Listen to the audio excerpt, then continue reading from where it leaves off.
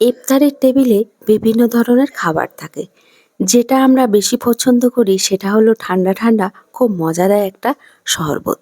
Hello বন্ধুরা, কুসুমের রান্নাঘরে সবাইকে স্বাগত। আজকে তৈরি করব পুদিনা লেবু দিয়ে শরবত, যেটা খেলে সারাদিনের ক্লান্তি কষ্ট ভুলে যাবেন। এখানে আমি 1 বান্ডিল পুদিনা পাতা নিয়েছি। আপনাকে কিন্তু একদম ফ্রেশ পুদিনা পাতা নিতে হবে। পুদিনা পাতাগুলো খুব ভালো করে আমি ধুয়ে নিয়েছি। নিয়ে এভাবে পাতাগুলো কেটে নিতে হবে। একদম কিন্তু ডাঁটা দিয়ে দেবেন না, এরকম পাতাগুলো বেছে বেছে আপনাকে নিয়ে নিতে হবে। দেখুন, আমি সব পাতাগুলো নিয়ে নিয়েছি। তারপরে একটা মিক্সিং জার নিয়েছি, পাতাগুলো দিয়ে দেব। দিয়ে কিন্তু একদম মিহি পেস্ট করব না, অল্প একটু জল দিয়ে দিয়েছি। দিয়ে আমি এটাকে পেস্ট করে নিয়েছি। দেখুন, ছেঁকনিতে ছেঁকে নিয়েছি। হালকাভাবে এরকম চামচ দিয়ে চাপ দিলেই কিন্তু পুদিনার রসগুলো বেরিয়ে যাবে। দেখুন, আমি কিন্তু একদম মিহি পেস্ট করিনি, এইরকমভাবে পেস্ট করে নিয়েছি। তারপরে এখানে একটা কড়া নিয়ে নিয়েছি। নিয়ে নেব 2 বাটি চিনি। 2 বাটি চিনির জন্য 1 বাটি জল দেব। যতটা চিনি নেবেন তার হাফ কিন্তু জল দিতে হবে। গ্যাসের ফ্লেমটা অন করে চিনিটা আমি অনবরত নাড়তে থাকবো। দেখুন, চিনিটা কিন্তু অনেকটা গুলে গেছে। চিনি শিরার মধ্যে 1 তার বা 2 তারের দরকার নেই, চিনিটা গুলে গেলেই কিন্তু হয়ে যাবে। তারপরে যে পুদিনার লিকুইডটা করে রেখেছিলাম সেটাকে দিয়ে দেব। এটা অনবরত নাড়তে হবে। তারপরে দিয়ে দেব হাফ চামচ বিট লবণ।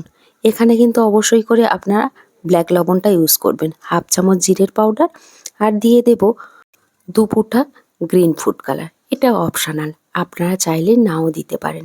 এটা দেখতে ভালো লাগার জন্য আমি ইউজ করেছি। পুদিনা পাতাটা কিছুক্ষণ ফোটার পরে দেখবেন কালারটা ফেড হয়ে যায়, ওই জন্য আমি গ্রিন ফুড কালারটা ইউজ করেছি। এটা কিন্তু অনবরত নাড়তে হবে, গ্যাসের ফ্লেমটা মিডিয়াম টু হাইতে রেখে।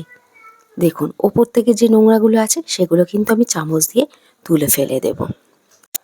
পুদিনা পাতা কিন্তু আমাদের হজম শক্তি বাড়ায়।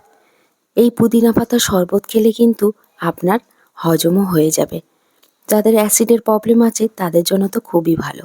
তারপরে এখানে একটা বাটি নিয়েছি, আমি 2 চামচ চিয়া সিড দিয়ে দেব। আপনারা চাইলে 1 চামচও ইউজ করতে পারেন। যতটা শরবত বানাবেন সেই পরিমাণে চিয়া সিড কিন্তু দিতে হবে। চিয়া সিড খাওয়া কিন্তু শরীরের পক্ষে খুবই ভালো। অল্প একটু জল দিয়ে এটা 10 মিনিটের জন্য ভিজিয়ে রাখলে এটা তৈরি হয়ে যাবে। তারপরে আমি শরবতটাকে কিন্তু অনবরত নাড়ছিলাম, আর অনেকটাই ঘন হয়ে গেছে। এই রকম ঘন কিন্তু আপনাকে রাখতে হবে। দেখুন, আপনাকে চেক করে দেখাচ্ছি। এই রকম ঘন কিন্তু আপনাকেও রাখতে হবে। আমার পুদিনা সিরাম কিন্তু একদমই রেডি হয়ে গেছে। দেখুন, এই রকম কিন্তু আপনাকেও তৈরি করে নিতে হবে। এই রকম বানিয়ে কিন্তু আপনি 15 থেকে 20 দিনের মতো রাখতে পারেন ফ্রিজে স্টোর করে, কোনো কাঁচের বয়েমে কিংবা কাঁচের বোতলে। দেখুন কতটা ঘন আছে, এই ঘনটা কিন্তু আপনাকেও রাখতে হবে। আর কতটা সুন্দর কালার এসছে, যেহেতু আমি গ্রিন ফুড কালার ইউজ করেছি। তারপরে এখানে আমি একটা বাটি নিয়েছি, 2টো পাতিলেবু অর্ধেক করে নিয়েছি। পাতিলেবুর রসটা আমি বার করে নেব। পাতিলেবুর রসটা দিলে কিন্তু পুদিনার যে সিরামটা বানিয়ে নিলাম সেটা আর খারাপ হবে না। তারপরে খুব ভালো করে পাতিলেবুর রসটা দিয়ে আমি নেড়ে নেব। আপনারা কিন্তু রমজান মাসে এইভাবে একবার ট্রাই করতে পারেন। দেখুন, পুদিনা লেবুর শরবত একদমই কিন্তু রেডি হয়ে গেছে। এটা কিন্তু খুব ভালো করে আমি নেড়ে নিয়েছি। তারপরে যতটুকু পরিমাণ শরবত বানাবো সেই অনুযায়ী আমি নিয়ে নেব। আমি 4 গ্লাস বানাবো, সেই জন্য আমি 4 ডাব্বু নিয়ে নিয়েছি। তারপরে আমি 4 গ্লাস জল দিয়ে দেব। তারপরে যে চিয়া সিডটা ভিজিয়ে রেখেছিলাম সেখান থেকে আমি 1 চামচ নিয়ে নেব। দিয়ে আর খুব ভালো করে নেড়ে নেব। রমজান মাসে এইরকম শরবত খেলে কিন্তু সারাদিনের কষ্ট ক্লান্তি একদমই দূর হয়ে যাবে। ঠান্ডা ঠান্ডা পুদিনা লেবুর শরবত।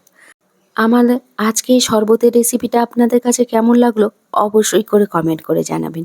ভিডিওটা ভালো লাগলে একটা লাইক দিয়ে চ্যানেলটাকে সাবস্ক্রাইব করে আমার সাথেই থাকবেন।